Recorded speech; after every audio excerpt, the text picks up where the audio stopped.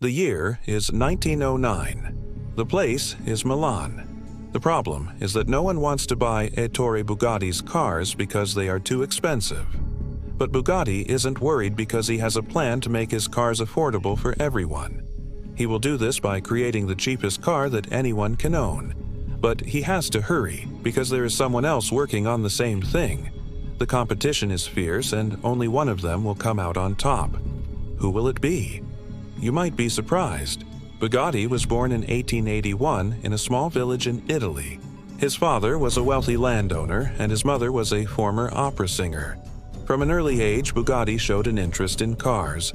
He would spend hours watching the drivers practice in their carriages. When he was 16, he built his first car in his father's garage using an old bicycle and a 4-stroke engine. But this was just the beginning. Bugatti wanted more. He wanted to be the best, and so he started working for other car companies, learning all the tricks of the trade. In 1904, he moved to France and became friends with some of the biggest names in the industry, such as René de Vizcaya, Louis Renault, and Camille Janazzi. These guys were the rock stars of the automobile world. They had beautiful cars that could go really fast and they loved to show off. But Bugatti wasn't impressed. He wanted something different. He wanted something special, something that would make him stand out from the crowd. In 1907, Bugatti left his job at Deutz and started his own company in a small town called Molsheim in Germany. He called it Bugatti Automobili. At first, his cars were nothing special. They were just like the ones he had seen in the factories. But then, something happened. Something that changed everything.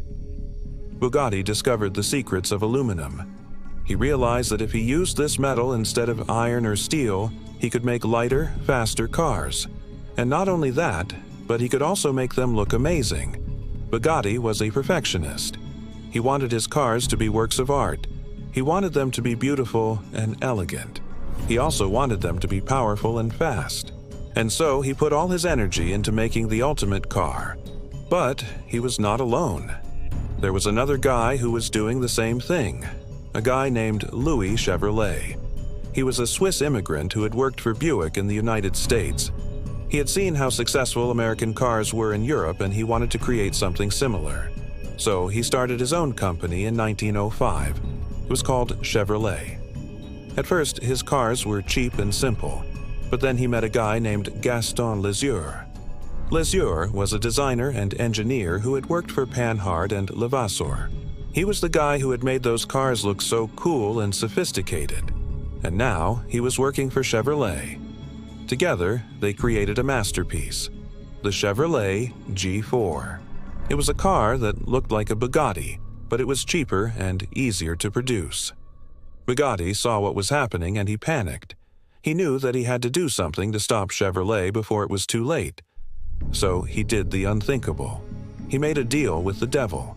He took his company public and sold shares of his company to the highest bidder. That guy was Adolf Hitler. Now, don't ask me how he got away with this, but he did. And soon he had the money he needed to build the ultimate car. The car that would beat Chevrolet and make him famous. The Bugatti Type 13. It was a car that looked like a sculpture. It was beautiful, elegant, and fast. But Bugatti didn't stop there. He kept improving his cars. He made them faster, more powerful, and more luxurious. He created models that were tailored to the rich and famous. People like King Edward, the last King of England, Pope Pius, the head of the Catholic Church, and the Prince of Wales, the future King George. Then came the war. World War II was the worst thing that could have happened to Bugatti. His factories were bombed, his employees were drafted, and his customers were gone. But Bugatti didn't give up. He kept working. He moved his factory to a cave in the south of France and continued making cars there. He made the Type 57 SC Atlantic, one of only 4 ever made. It was a car that looked like a dream. It was aerodynamic, sleek, and stunning. But it was also a car that was destined to be lost forever. After the war, Bugatti's company went bankrupt. His factories were destroyed and his workers were scattered. But Bugatti didn't care. He had the most important thing, his passion. And so he retired to a small village near Nice and spent his days tinkering in his garage. Then something happened. Something that brought Bugatti back to life. A guy named Wolfgang Porsche. Yes, that Porsche. He was looking for a new project and he heard about Bugatti and his cars. He went to see him and offered him a deal. He would help him rebuild his company and make him the head designer of his new sports car division. All he had to do was sign a contract. That's all it took. Bugatti was back in business. For the next 10 years, Bugatti worked on his new cars. He made the Type 101, which was the first car to break the 200 mph current barrier. And he made the Type 100, which was the fastest car in the world. But Bugatti didn't stop there. He kept pushing. He wanted to make his cars even better, faster, and more luxurious. He wanted to make a car that would be the best of all time. And so he poured all his energy into the final masterpiece, the Bugatti Type 41 Royale. It was a car that looked like a masterpiece. It was massive, majestic, and mind-blowing. But unfortunately, the world wasn't ready for it. The Great Depression hit, and people stopped buying luxury items. Bugatti's company went bankrupt again, and he died in 1947 without seeing his dream come true. But here's the thing, his dream didn't die with him. It lived on through his son, June. After Ettore died, June took over the company and continued making his father's cars. He made the Type 100, which was the fastest car in the world. And he made the Type 35, which was the most successful racing car of all time. He also made the Type 251, which was supposed to be the ultimate car, but it never was because the company went bankrupt again. But guess what? The dream didn't die with Bugatti. It lived on through his grandson, Romano. After Gene died, Romano took over the company and continued making his family's cars. He made the EB110, which was the fastest production car in the world. And he made the EB112, which was the most luxurious sedan in the world.